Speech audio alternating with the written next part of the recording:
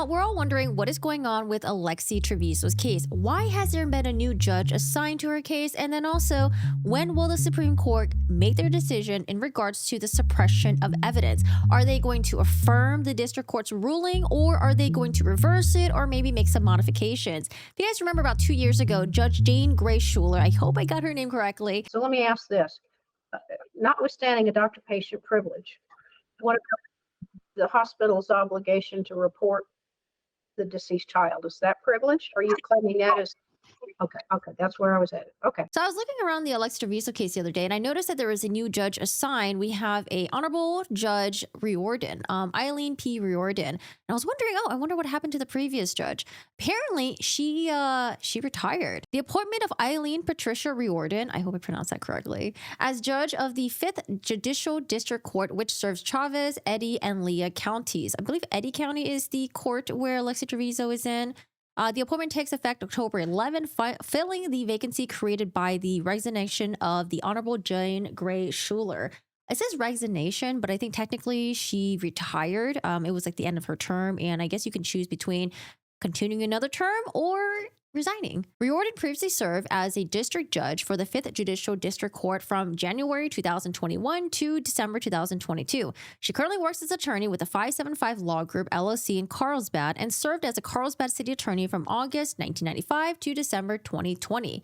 A New Mexico native, Riordan earned her Bachelor's of Science degree with honors from New Mexico State University in 1987, and she got her JD from the University of New Mexico School of Law in 1990. She was admitted to the New Mexico bar in October 1990. Her legal experience spans multiple practices, including, interesting, personal injury, domestic relations, juvenile law, criminal law, commercial law, and appellate practice.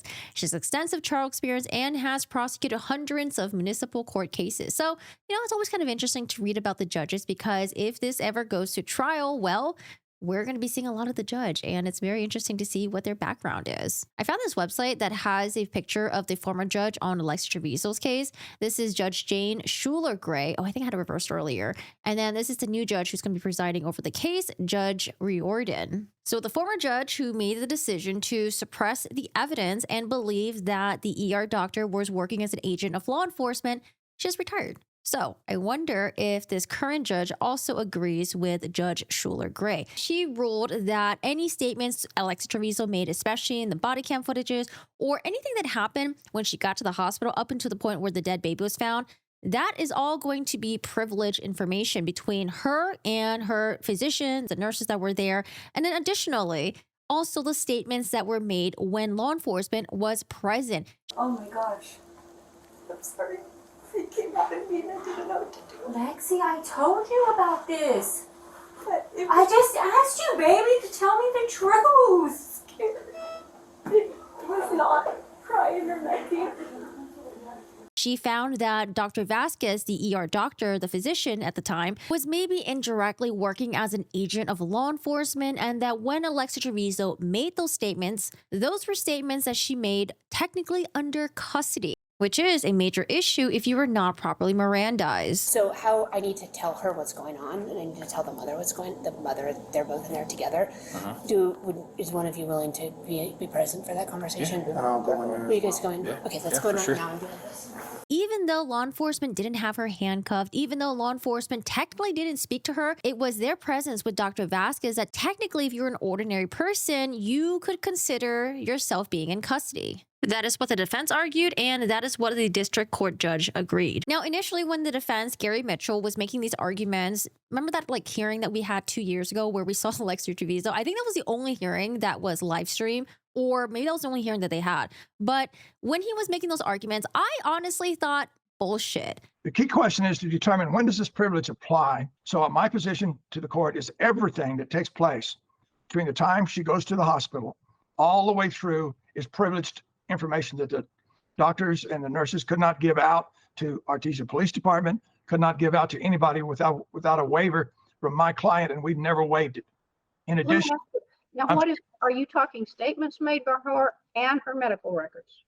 yes, Your Honor, and that would also include lab reports and stuff. All of the lab reports, not the state lab reports, not those that come on the examination of the baby, but those that were examination of my client, that would be the blood test results, pregnancy test results, things of that particular nature.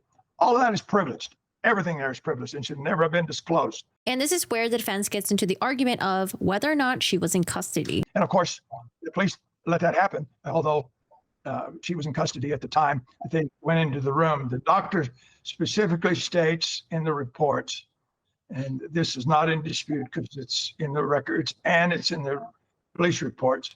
The doctor deliberately waits after they find the baby. The doctor deliberately waits until, and no other staff goes in until police officers arrived, and they all go in at one time.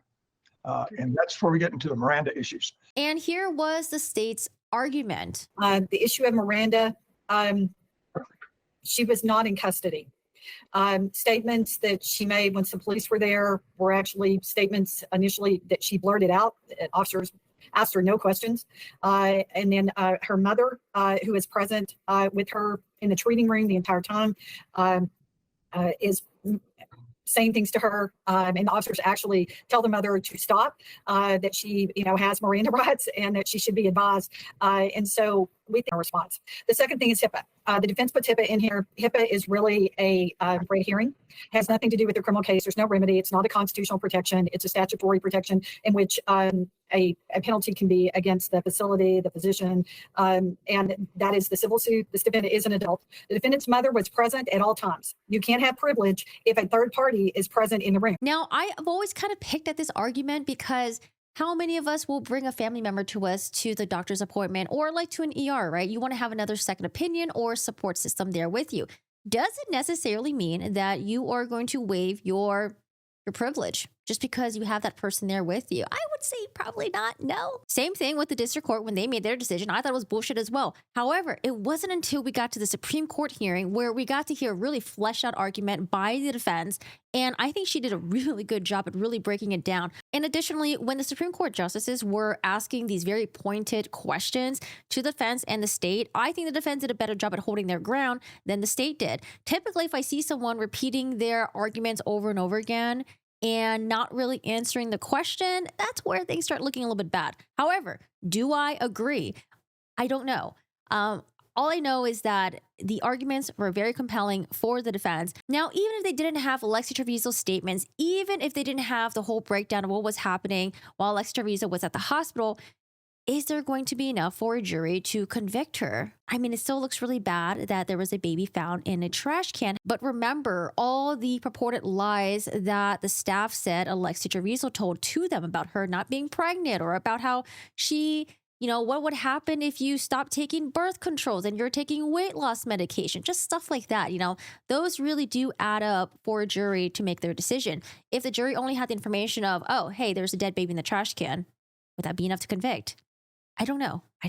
A medical examiner has found that the baby's death was ruled a homicide by asphyxiation. Now, if you guys remember, Alexee Trevizo did hire her own expert. Now, we haven't heard any of their testimony yet. Based on Alexee Trevizo's defense team, it is going to be argued that the baby was a stillborn. And you know who they're going to blame? They are going to be pointing their fingers at the hospital. That the hospital is the reason why the baby was a stillborn because of all the medicine that they pumped into Alexee Trevizo that night.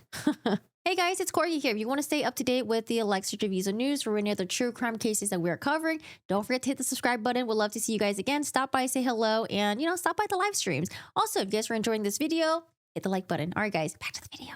Now, the other question that we have is, when are the Supreme Court justices, when are they going to make their decision by? I think I Googled this and I found that it says maybe like 3 to 6 months, but then I found an official response here, which is, it might take a bit, guys. It might be next year, middle of next year. We'll see. The 2025-2026 term will begin this fall with oral arguments in the months of September, October, and December. Alexee's was in September. Or was it in August? No, I think it was in September. Dispositions for all cases submitted during the court's 2025-2026 term will be filed on or before July 15, 2026. So maybe another half year before we get a decision, maybe in a couple months, maybe in a couple weeks. We don't know. We'll see. But they have a lot of decisions to be making with other cases. Alexee Trevizo's hearing happened in September, which is the beginning of the term.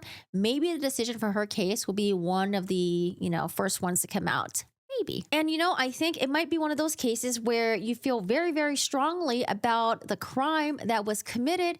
However, it might be one of those things where it's like, shit, man, like, I guess she kind of won on a technicality. But, you know, let's say the Supreme Court affirms the district court's decision and suppresses the statements and, you know, anything that happened when Alexee Trevizo got to the hospital before the baby was found. Well, there still be enough evidence for the jury to convict her. I think it really depends on what statements are allowed in from the ER doctor, from any medical staff that interacted with her, and whether or not they are going to be able to say that, oh, she lied about this, or she said this, or she was very manipulative, or she was very evasive about certain questions.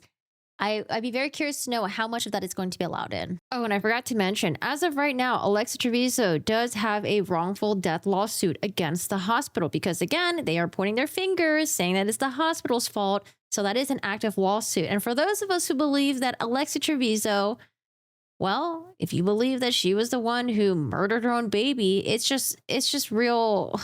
It's just one of those things where you're just like, what the heck? Yeah. Anyways. Well, that's pretty much it for today. I just want to make a really short, quick video about any updates about this case. Guys, thank you so much for watching. I hope you guys have a good one. Feel free to join the Discord. We do have a true crime section, and the non-true crime stuff is in there as well if you guys are like done with the true crime stuff. But in our true crime section, if you do have other cases you want to recommend, feel free to drop it in there or any updates. And other than that, guys, I hope you guys have a good one. Take care and have a lovely weekend. See ya.